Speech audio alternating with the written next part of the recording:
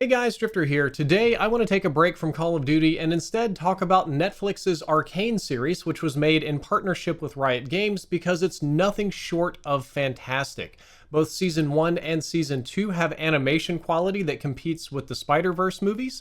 It's stylistic, it's fun, it's fast-paced, it looks good. Both seasons have extremely catchy soundtracks from famous musicians, both originals for the show and remixes for the show, which inevitably leads to top-notch, hyper-stylized fight scenes, viral music videos, and I even think the characters are well developed enough so that even if you've never played League of Legends, there's still plenty for you to learn and enjoy about the characters on the show.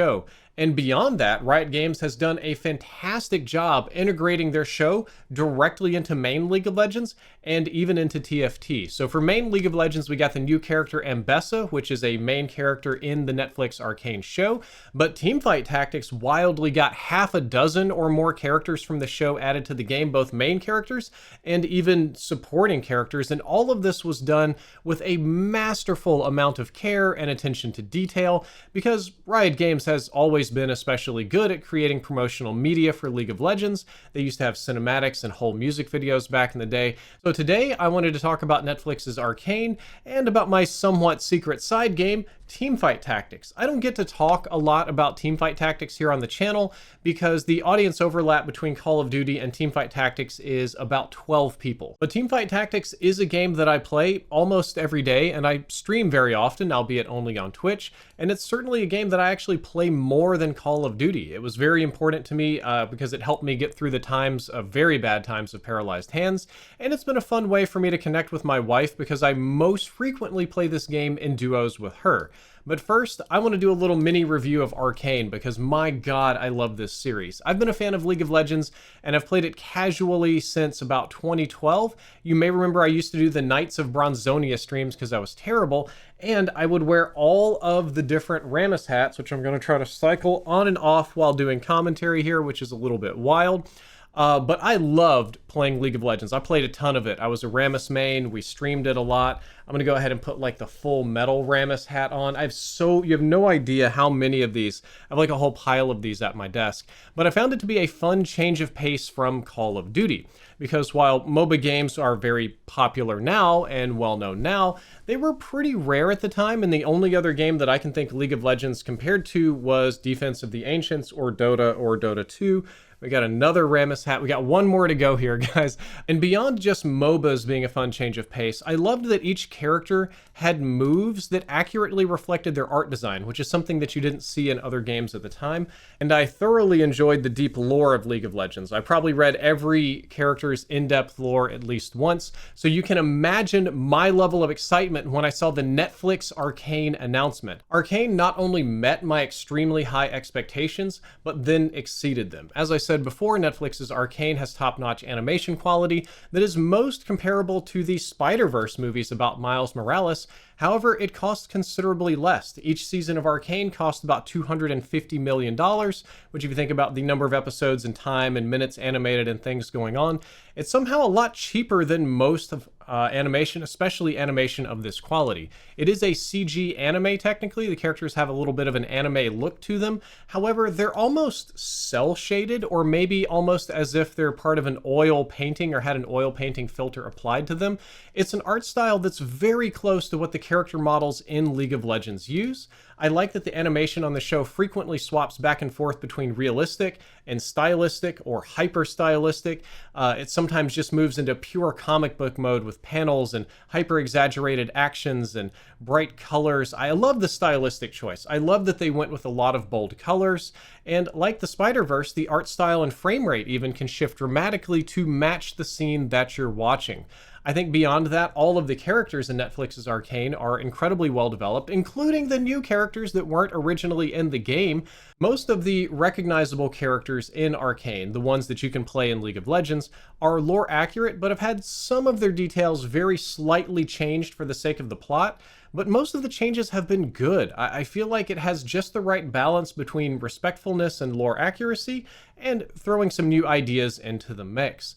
I've enjoyed all of the changes to the characters and the lore so far. So far I'm not mad about anything. That probably makes a big difference here. But even the villains in the show are often portrayed as complex and extremely sympathetic. Silco and Jinx come to mind. Silco in particular was so popular they had to put him into League of Legends.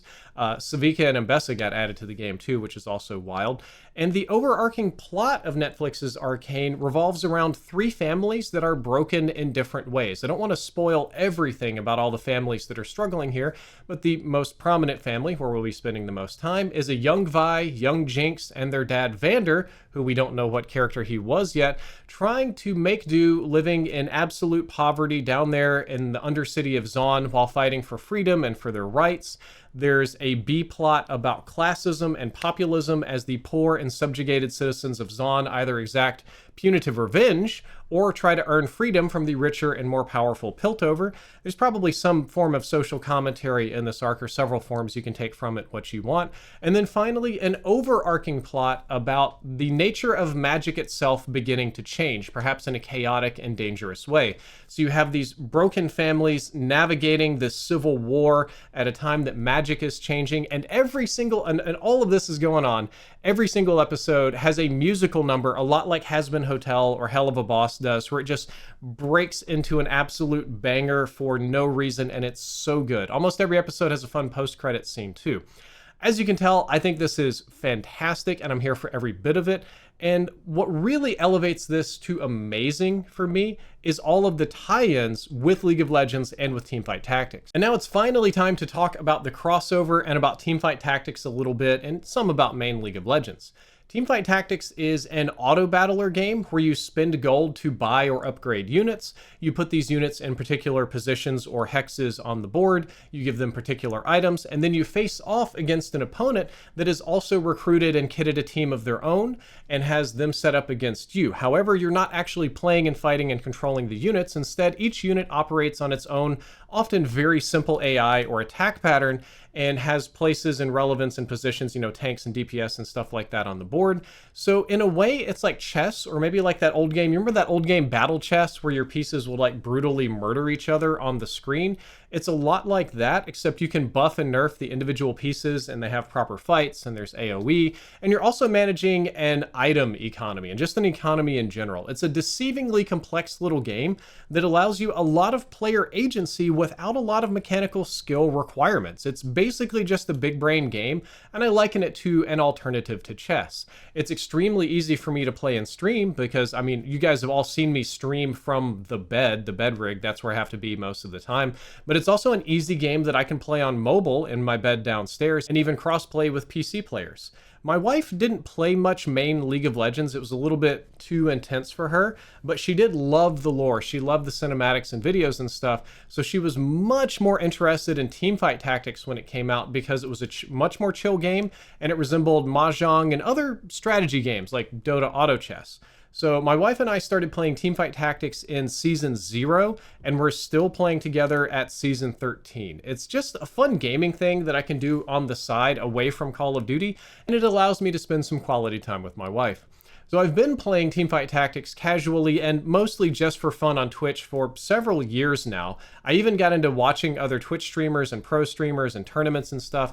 Last season I hit Plat 1 on my main account, which isn't that great, but it's pretty good considering I have a diet of 2 games a day maximum.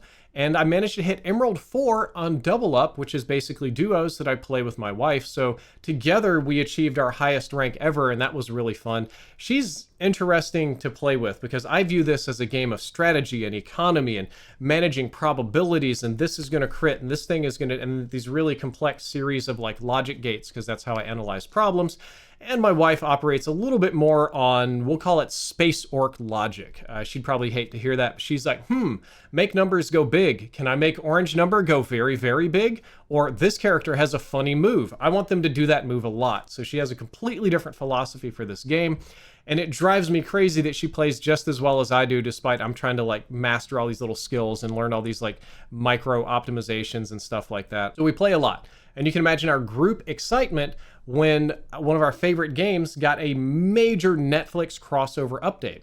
For Arcane Season 1, they added the character Silco to Teamfight Tactics, and for Season 2, they added 2 other main characters, being Imbess and Savika, and I think up to 4 new side characters, which is Loris, Maddie, Scar, and Steb, I believe. Maybe even more. Oh, we even added more. We have Smeech, we have that guy with all the chainsaws, and it's wild to me that even the side characters in the show, the ones that don't get a lot of, like showtime, but still have really cool character designs, are massively expanded upon in Teamfight Tactics and in main League of Legends in general. You get to learn more about the characters, you get to see more about their combat and their moves, explore a little bit of their history that they didn't have time for in the show, and they're extremely well crafted to match their relative power levels that they have in the show, which is very, very cool. A lot of the supporting characters are lower in power level compared to the main ones.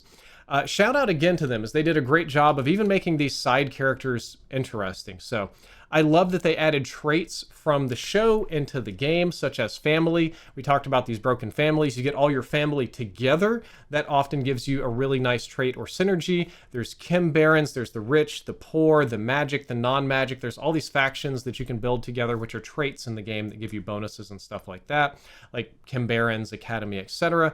And they even added stages and locations from the show in Teamfight Tactics. The Zon Rooftop, Vi's Pummel Pit, or more recently, the Tavern, where all of the nice people used to hang out back in the flashback scenes before all the terrible things happened. They'd spend family time there. You can play in that.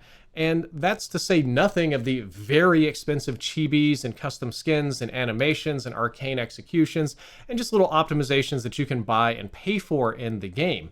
So Riot Games has even changed the gameplay of Teamfight Tactics to match things that are going on in the show, like meeting the Anomaly, which not too big. I'm not going to talk too much about it so as not to spoil the show, but the Anomaly evolves your characters into something more powerful, and that's something that the show writers invented for the show, and then Riot Games decided to import into Teamfight Tactics. This crossover was so good, it revitalized my interest in Teamfight Tactics and in Riot Games in general.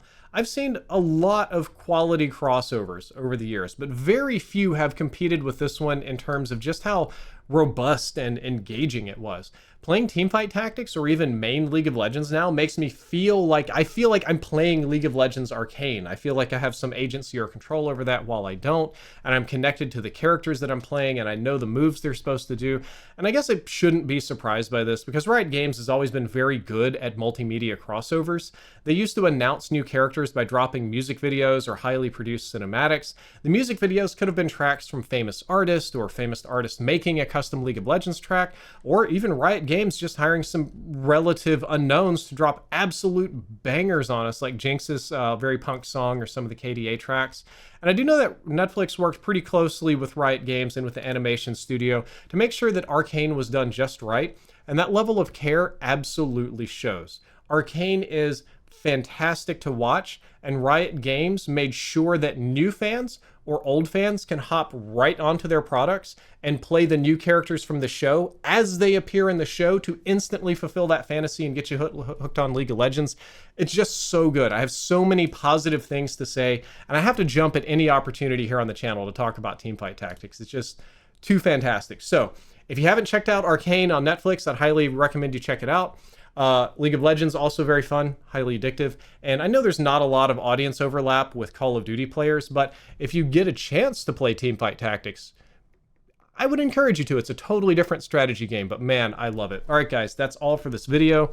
I hope you enjoyed it. I hope you learned something useful, and speaking of useful, I do not know what I'm going to do with all these old Ramesats, but if I'm going to keep playing Teamfight Tactics, we might break these guys out again. All right, Drifter out.